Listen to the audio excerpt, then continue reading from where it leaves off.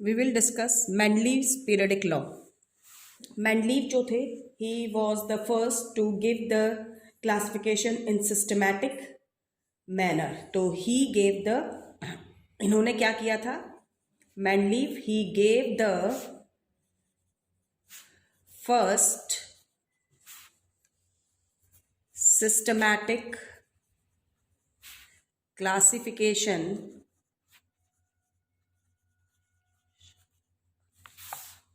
of the elements जो based थी किस पर? लॉ पे, पीरियडिक लॉ पे, which was based on well defined periodic law. इन्होंने क्या देखा? He found that when elements are arranged in order of increasing atomic masses, the elements of similar properties occurs after certain intervals. कि जब elements को उनके increasing atomic masses के order में लगाया जाए तो जो एलिमेंट्स हैं जिनकी सिमिलर प्रॉपर्टीज हैं वो एक रेगुलर इंटरवल के बाद दोबारा से आ जाती हैं. ठीक है. और इन्हीं ऑब्जर्वेशन की बेसिस पर उन्होंने अपना एक लॉ दिया था, वी कॉल इट, जिसे मेंडलीव्स पीरियोडिक लॉ कहते हैं. And according to this law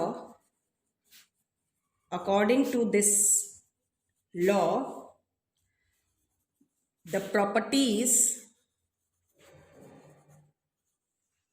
of the elements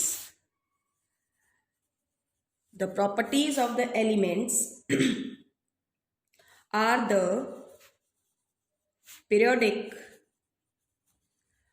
the periodic functions of their atomic masses. This was the law given by, and this law means, इस law का मतलब ये है कि this law means क्या मायने रखता है? It means that if elements are arranged in the order of increasing atomic masses, then the properties of elements are repeated after certain regular intervals or periods.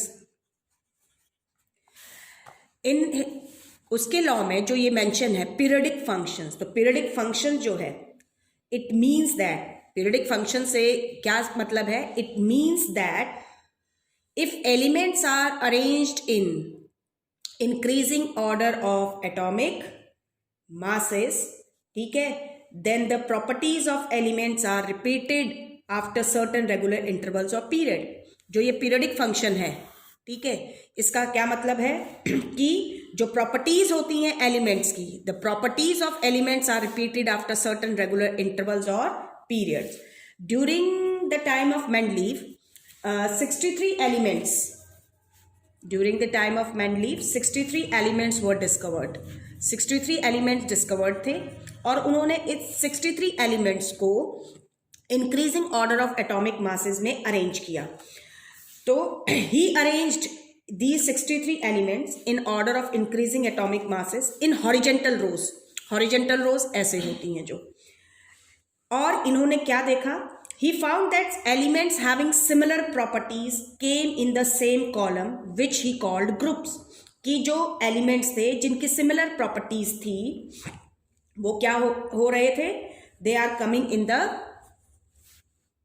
कैसे उसने इन 63 एलिमेंट्स को क्या किया, arrange किया, arranged these elements in order of increasing, in order of increasing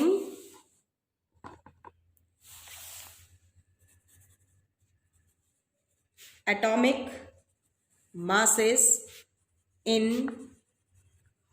horizontal rows, and he found that elements having similar properties came in the same column, which he called groups.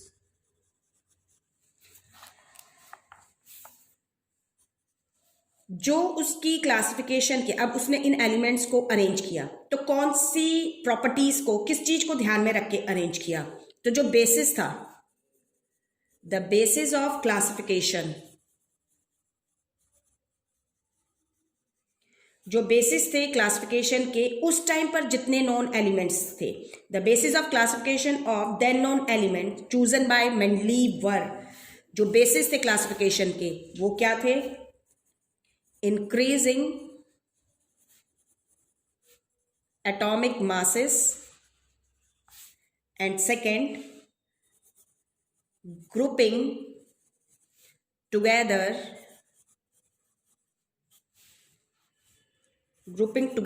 of elements having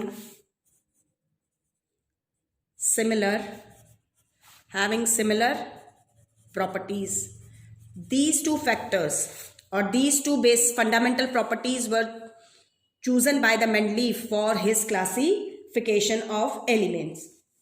जो ये similar properties कह रहा है, grouping together of elements having similar properties, जो similar properties used की थी Mendeleev ने अपने उस टाइम पर जितने भी नॉन एलिमेंट्स थे उनको क्लासिफाई करने में ग्रुप्स में, वो क्या थी, ये थी similar, were the similar formulae of their oxides, and hydrides. He concentrated on the compounds formed by the elements with oxygen and hydrogen. उसने कंसंट्रेट किया ऑक्साइड्स और हाइड्राइड्स पे, क्यों, he concentrated on the compounds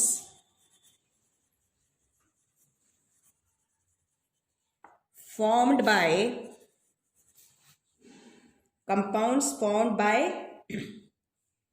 the elements with oxygen and hydrogen, क्योंकि जब elements combine करेंगे oxygen के साथ जो कंपाउंड बनेंगे वो ऑक्साइड्स होंगे, हाइड्रोजन के साथ करेंगे तो हाइड्राइड्स होंगे. उसने इन पे कंसंट्रेट क्यों किया, because oxygen and hydrogen they are chemically highly reactive elements. ठीक है, हाईली रिएक्टिव एलिमेंट है. So most of the elements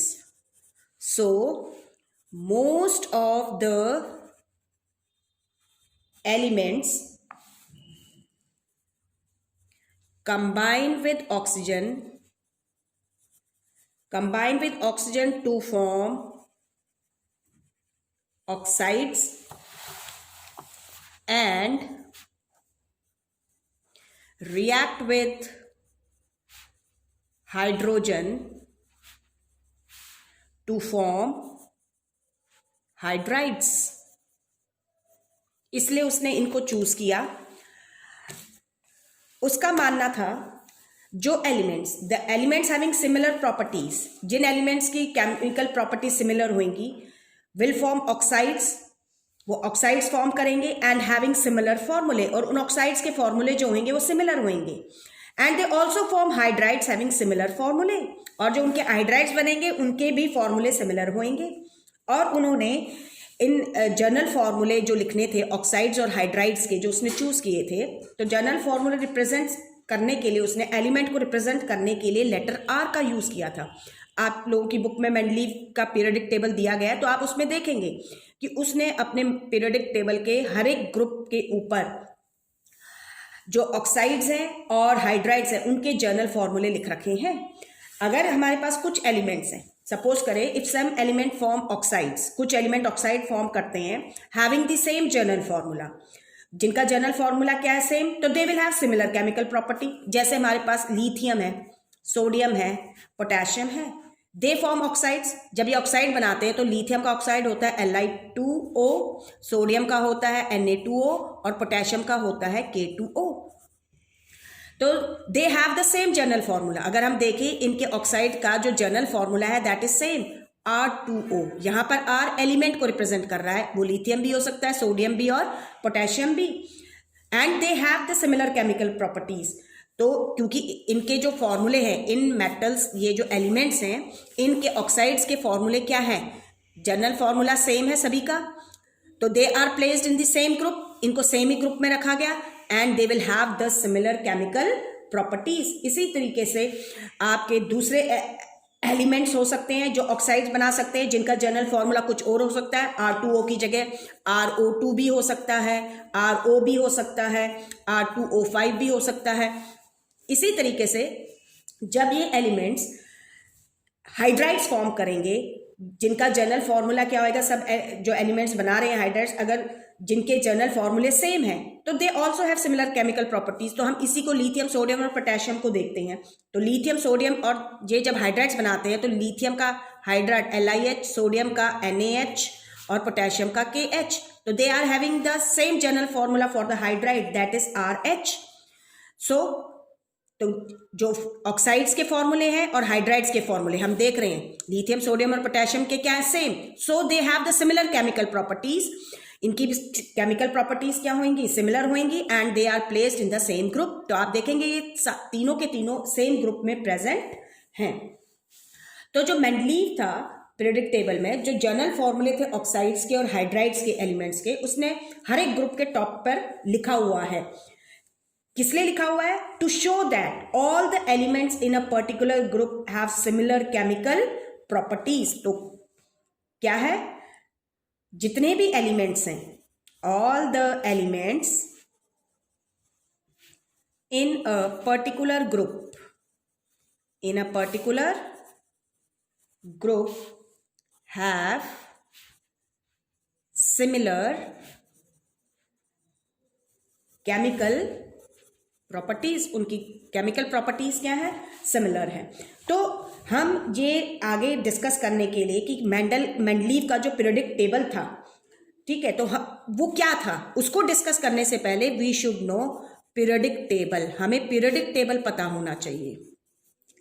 periodic table जो है आपका, ये एक चार्ट होता है। Periodic table is a chart of elements और arrangement, you can say arrangement of all the known elements, all the known elements in such a way that the elements having similar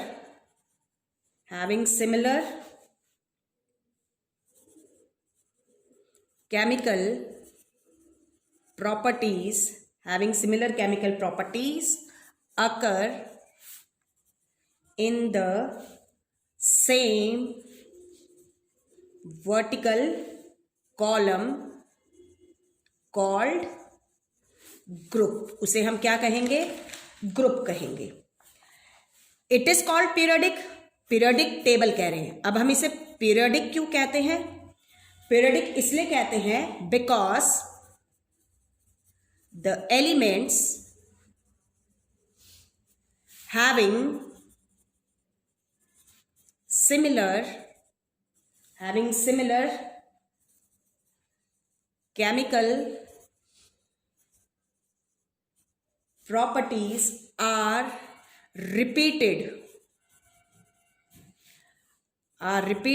after certain regular intervals, और जिसे हम periods कहते हैं। And it is called table. हम table क्यों कहते हैं इसे? Because the elements are arranged in the tabular form में अरेंज है। जो रिपीटिशन है, the repetition of properties of elements after certain regular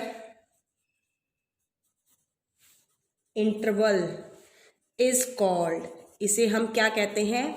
periodicity in properties. Periodicity, PRIODI, periodicity in properties. Now we will discuss about periodic